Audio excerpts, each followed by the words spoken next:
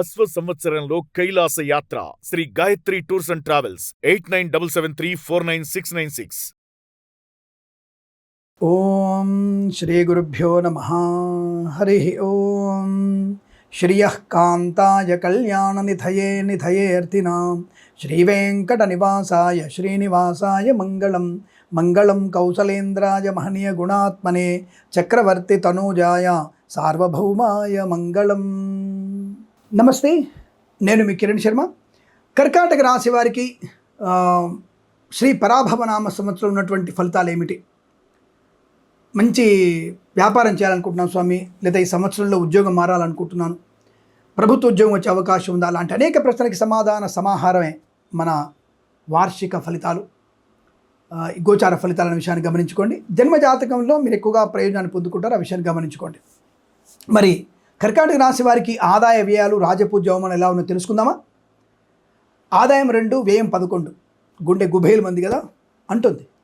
మరి ఇప్పుడు గౌరవం ఎలా ఉంది చూద్దామా? రాజపూజ్యం 4, అవమానం 7. ఇదేంటి స్వామి, చాలా ఇబ్బందికరమైన పరిస్థితి ఉంది. మరి ఆదాయం లోటు, బడ్జెట్ కనబడుతోంది, అగౌరవం కూడా ఎక్కువగా ఉంది. మరి దీని పరిస్థితి ఏమిటి అంటే, జూన్ వరకు ఇదే పరిస్థితి. జూన్ 2వ తేదీ వరకు, అంటే 1వ తేదీ రాత్రి వరకు ఇదే పరిస్థితి. ఎందుకండి అంటే, కర్కాటక రాశి వారికి వ్యయంలో గురుడు ఉన్నాడు కదా. వ్యయస్థ గురుడు మీకు అనేకమైనటువంటి నష్టాన్ని, కష్టాన్ని, ఇబ్బందుల్ని, అనారోగ్యాన్ని, ఈ భార్యతర బంధువుల్ని, భర్తతర బంధువుల యొక్క దుర్వార్త శ్రవణము, పిల్లల వల్ల అనేక తలనొప్పులు, చికాకులు, దారి తప్పడం, పెద్దవాళ్ళతో సరిగా లేకపోవడం, ఇంట్లో అనవసరం చికాకులు, ఆస్తి పంపకాల అసమానతలు, కోర్టు వద్ద ఇబ్బంది కలిగించడం. మరి అలాగే మరి గురుడు భాగ్యంలో ఉన్నాడు కదా స్వామి. మరి ఇందాక మీరు చెప్పినారు కదా, మరి ఇప్పుడు ప్రస్తుతానికి ఈ కర్కాటక రాశి వారికి 9వ ఇంట గురుడు ఉన్నాడు కదా. మరి ఆ 9వ ఇంట గురుడు మనకి యోగాన్ని 9వ ఇంట శని ఉన్నాడు కదా. శని యోగాన్ని కలిగిస్తాడు కదా. అంటే ఎందుకు యోగాన్ని కలిగిస్తాడు ఆయన? తటస్థితి పొందుకున్నాడు ఆయన, అంతే, ఆయన పెద్దలేడు. మీకు ప్లస్ పాయింట్ ఏంటంటే, వీరికి జూన్ 2వ తేదీ నుంచి గురుడు యొక్క జన్మరాశి సంచారం ఆత్మస్థైర్యాన్ని, ఆత్మ గౌరవాన్ని, కుటుంబ సభ్యులలో మంచి ప్రయోజనాన్ని, వారి నుంచి మంచి ఆదరణని పొందుకునేటువంటి స్థాయి కలుగుతుంది. అలాగే సింహంలో కుజస్తంభన అనేది మీకు చాలా బాగా కలిసి వస్తుంది. ఇక్కడ కుజుడు సింహరాశిలో స్తంభించాడు, ఇక్కడ అది మంచిది. రేపు రాబోయేటువంటి అతిచారంతో సింహరాశిలోకి గురుడు ప్రవేశించాక కుజగురుల యొక్క కలయిక అనేది మీకు అద్భుతమైనటువంటి ఆనంద యోగాన్ని కలిగిస్తుంది. అక్కడ మీకు ప్లస్ పాయింట్. అందుకే ఈ రాశి వారికి, ఎందుకు ఈ రాశి వారికి ఇలా అనేకమైనటువంటి గౌరవ అవమానాలు ఎక్కువగా ఉన్నాయి, ఆదాయం తక్కువగా ఉంది, ఎందుకు వీరు ఇల్లు కొంటారు, పొలం కొంటారు, స్థలము కొంటారు, బంగారం కొనే అవకాశం ఉంది, పెళ్ళిళ్ళు చేస్తారు, గొప్ప వ్యక్తుల పరిచయాలు ఉంటాయి, కొత్త వ్యాపారం ప్రారంభం చేస్తారు, ఇన్ని ఎలా వచ్చాయని చూసినప్పుడు గురుడు యొక్క సంచారం అనేది నక్షత్రంలో ప్రభావం, శని యొక్క కదలిక, రాహు యొక్క ప్రభావము ఈ రాశుల మీద ఎక్కువగా చూపిస్తోంది. అందులో కుజస్తంభన అనేది వీరికి చాలా ప్లస్ పాయింట్ అవుతుంది, అద్భుతమైనటువంటి ప్లస్ పాయింట్ అవుతుంది. కుజగురుల కలయిక బాగా ఉంటుంది. అతిచారం వల్ల సింహంలోకి వస్తాడు గురు భగవానుడు, అక్కడ మీకు ప్లస్ పాయింట్ అవుతుంది. అక్కడ కర్కాటక రాశి వారికి ప్రస్తుతం వేయంలో ఉన్నాడు, తర్వాత జన్మంలోకి వస్తాడు, ఆ తర్వాత ద్వితీయ స్థానంలో ధనస్థానంలోకి వెళ్తాడు, అది కుటుంబ స్థానం కూడా. కాబట్టి ఇక్కడ గురు, కుజ, శనిగ్రహాల యొక్క ప్రయోజనాన్ని ఎక్కువగా పొందుకునేటువంటి రాశి ఈ రాశి అని చెప్తాను నేను. అందులోనూ కేతు భగవానుడు కూడా ఉన్నాడు, కుటుంబ స్థానంలో ఉంటాడు, ప్రయోజనాన్ని కలిగిస్తాడు తప్పకుండా. ఎందుకంటే కర్కాటక రాశికి అష్టమరాహు నెగిటివ్ ఇస్తాడు కదా. మరి ద్వితీయంలో కేతు శుభాన్ని ఇవ్వాలిగా. అక్కడ కేతు వల్ల కూడా మీకు అంటే చండాలమైనటువంటి వ్యక్తులతోనూ, చెడ్డవారితోనూ, మూర్ఖులతోనూ కూడా మీకు లాభాన్ని కలిగిస్తాడు, ధన లాభాన్ని ఇస్తాడు. అందువల్ల మీకు గురుగ్రహ అనుగ్రహంతో ధనలాభం, ఐశ్వర్యం, ఆనందం, share market, speculation, communities, cryptocurrency, bitcoins, లాటరీల వల్ల మంచి లాభాన్ని కలిగిస్తాడు. మ్యూచువల్ ఫండ్స్లో బ్రహ్మాండంగా పెట్టుబడి పెట్టవచ్చు, మీరు స్థలం కొనుగోలు చేయొచ్చు, అనుకూలం ఉంటుంది. రాజకీయ రంగంలో ఎదుగుదల బాగా ఉంటుంది, పదవి లభించే అవకాశం, ఉన్నత స్థాయి పదవి లభిస్తుంది. రాజకీయ రంగ ప్రవేశం కూడా మీకు లాభాన్ని కలిగిస్తుంది.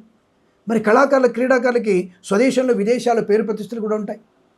మరి జూన్ వరకు మాత్రం అధమస్థానం, నష్టము, కష్టము, జిగుప్సాగిన పనులు చేయడం, ఆడవాళ్ళ వల్ల అవమానాలు పొందుకోవడం, అన్య స్త్రీల పరిచయం, అన్య పురుషుల పరిచయం, లేనిపోయిన నిందలు, ఆరోపణలు, మానసిక వేదన, చికాకు, ఈ గోళ సంబంధించిన అనారోగ్యాలు, కంటికి సమస్య రావడం, గుప్తమైన శరీర భాగాల్లో నలతగా ఉండడం, ఇవన్నీ కూడా ఉంటాయి.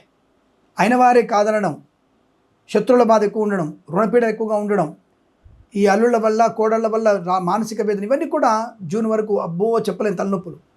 నరకం అంటే ఏంటో తెలిసిపోదు వాళ్ళకి.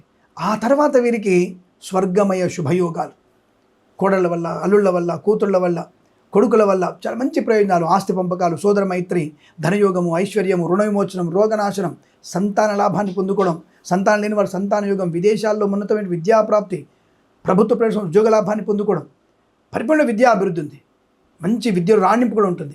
జూన్ వరకు మాత్రం ఏ పరీక్షలు ఉన్నా సరే మీరు పూర్తి స్థాయి పుస్తకంలో మాత్రమే తలకాయ ఉండాలి. మీ తలకాయ పక్కదారి పట్టిందా మీరు ఫెయిల్ అవ్వడం ఖాయం. రేపు వచ్చేటువంటి మార్చ్ ఎండింగ్లో కావచ్చు, ఏప్రిల్లో కావచ్చు, మేలో కావచ్చు, నీట్ కావచ్చు, బీట్ కావచ్చు, ఏదైనా సెట్ పరీక్షలు కావచ్చు, ఈ రాశి వాళ్ళు తప్పనిసరిగా పుస్తకపు పురుగుల్లాగా ఉంటేనే మీరు కనీసం బెటర్ పర్సెంటేజ్ వస్తుంది, లేదా అనుత్తీర్ణుడు అవ్వడం ఖాయం. ముందే చెప్తున్నా, తల్లిదండ్రులు మీరు మీ పిల్లల్ని జాగ్రత్తగా చూసుకోండి ఈ పరీక్షలు ఉన్నప్పుడు. మరి అదే మీకు జూన్ 2వ తేదీ నుంచి మీ పిల్లల్లో పరిపక్వత బాగా ఉంటుంది, చైతన్య స్థితి ఉంటుంది, మేధస్సు బాగా పనిచేస్తుంది, వాళ్ళకై వాళ్ళే చదువుకోవాలన్న తపన ఏర్పడుతుంది. ఎట్టి పరిస్థితుల్లో ఇందులో నేను బెస్ట్ ర్యాంక్ సాధించుకోవాలి, ఇది నా సొంతం అనేటువంటి భావనతో వాళ్ళకై వాళ్ళు కష్టపడే తత్వం పెంచుకొని అక్కడ ఉన్నత విద్యాభివృద్ధి పొందుకునే అవకాశాలు ఉంటాయి. పట్టుదల ఉంటుంది, పోటీతత్వం పెరుగుతుంది. ఎస్, వాడు గెలుస్తాడా, నేను వాడికంటే బాగా చదువుతాను, ఈ అమ్మాయి నా ఒకటి గెలిచిందా, నేను గెలవాలన్నటువంటి మీ కూతురికి, మీ కొడుక్కి, మీ పిల్లలకి మంచి పోటీతత్వం పెరిగి వాళ్ళు ఉన్నతమైనటువంటి విద్యా పరిపూర్ణత పొందుకుంటారు.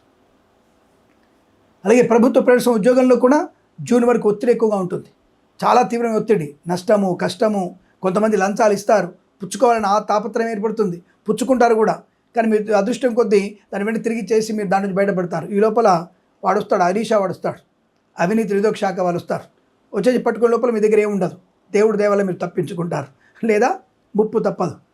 కాబట్టి మీరు ఈ జూన్ వరకు ఉద్యోగం తర్వాత పుచ్చుకోవచ్చు లంచం అనుకోకండి, తర్వాత మీరు పుచ్చుకోవాలన్న ఆలోచన మీకు ఉండదు, అటువంటి పిచ్చి ఆలోచనలు ఉండవు. కాబట్టి ఉద్యోగ బాధ్యత, ఉద్యోగ అధికృత, మంచి ఉన్నత స్థాయికి వెళ్ళడం, ధనయోగాన్ని పొందుకోవడం, సంఘంలో పేరు ప్రతిష్టలు బాగా ఉండడం, ప్రమోషన్, ఇంక్రిమెంట్ పొందుకునే అవకాశాలు కూడా బలంగా ఉంటాయి. కాబట్టి అద్భుతమైనటువంటి ఉద్యోగ లాభం, విద్యార్థికి మంచి విద్యా సంపన్నత, IELTS, GRE, TOEFL, GMAT, SAT లాంటి పరీక్షలు జూన్ తర్వాత ఉంటే తప్పకుండా వాటిలో విజయాన్ని సాధించగలిగే అవకాశాలు, విదేశాల్లో కూడా మంచి ఉన్నత స్థాయి విద్యాభివృద్ధి పొందుకునే అవకాశం బలంగా ఉంటుంది.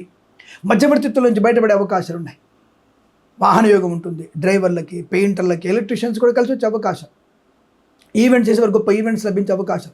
కన్సల్టెన్సీ మీద జూన్ తర్వాత ఆధారపడవచ్చు, మళ్ళీ వచ్చే సంవత్సరంలో జనవరి తర్వాత మీరు కన్సల్టెన్సీ ఆధారపడకూడదు.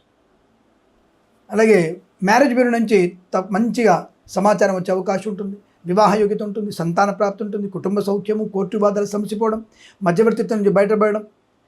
అలాగే చేనేత, వస్త్ర, దర్జీ పని చేసేవారికి, పెట్రోలియం, బేకరీ, నూనె పదార్థాలు కూడా మంచి లాభాలు ఉన్నాయి. అలాగే boutiques, beauty parlour, bamboo depot, బాణసంతి కర్మాగారం, టైళ్ళ వ్యాపారం, ముద్రణాలయం, గ్యాస్ వ్యాపారంలో జూన్ వరకు కాస్త నిదానమైనటువంటి వ్యాపార స్థితి, ఆ తర్వాత మీకు అద్భుతమైనటువంటి వ్యాపార లాభం. వాహన యోగం, డ్రైవర్లకి, పెయింటర్లకు కలిసి వచ్చే అవకాశం, కన్స్ట్రక్షన్, రియల్ ఎస్టేట్, మద్యపాన, హోటల్ వ్యాపారంలో అభివృద్ధి పొందుకునే అవకాశం. అంటే ఏదేమైనా తర్వాత జూన్ టు మీకు అక్టోబర్ ఎండింగ్ వరకు మంచి లాభాలు పొందుకునే అవకాశం ఉంటుంది. తప్పకుండా మీరు ఆనందకరమైన శుభ ప్రక్రియతో ఉంటారు. చేనేత, వస్త్ర, దర్జీ పని చేసే వారికి చాలా మంచి లాభాలు ఉంటాయి. అలాగే మత్స్యకారులకు కూడా మత్స్య సంపద, రొయ్యలు, చేపలు చెల్లే వారికి లాభాలు.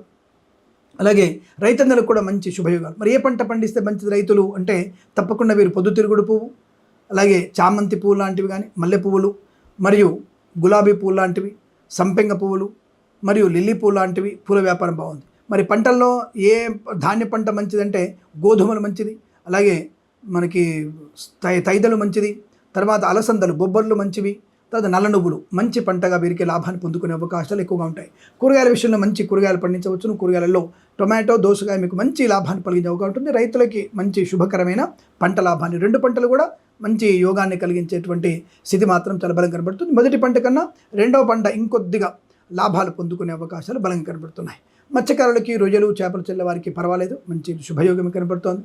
మరి వేద పండితులు, పురోహితులు, బ్రాహ్మణోత్తములు, కులవృత్తుల వారికి, జ్యోతిష్య పండితులకి, వైద్యులకి, వైద్య బృందాల వారికి, న్యాయవాదులకి, ఎల్ఐసి, మెడికల్, గృహ నిర్మాణజంటకి పర్వాలేదు, సానుకూలవంతమైనటువంటి శుభయోగాలు, పేరు ప్రతిష్టలు, గౌరవము, ఆనందము, అవార్డులు, రివార్డులు అందుకునేటువంటి అవకాశాలు కూడా ఉన్నాయి. సినిమా రంగంలో దర్శక నిర్మాతలకు కూడా మంచి లాభాలు పొందుకునే అవకాశం కనబడుతోంది. కళాకారులకు విదేశాలు కూడా పేరు ప్రతిష్టలు కూడా ఉండే అవకాశాలు కనబడుతున్నాయి.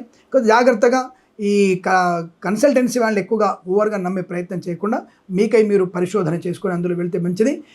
సంతానపరంగా, వృత్తిపరంగా, ఉద్యోగపరంగా ఆత్మస్థైర్యంతో ముందడుగు వేసే అవకాశాలు.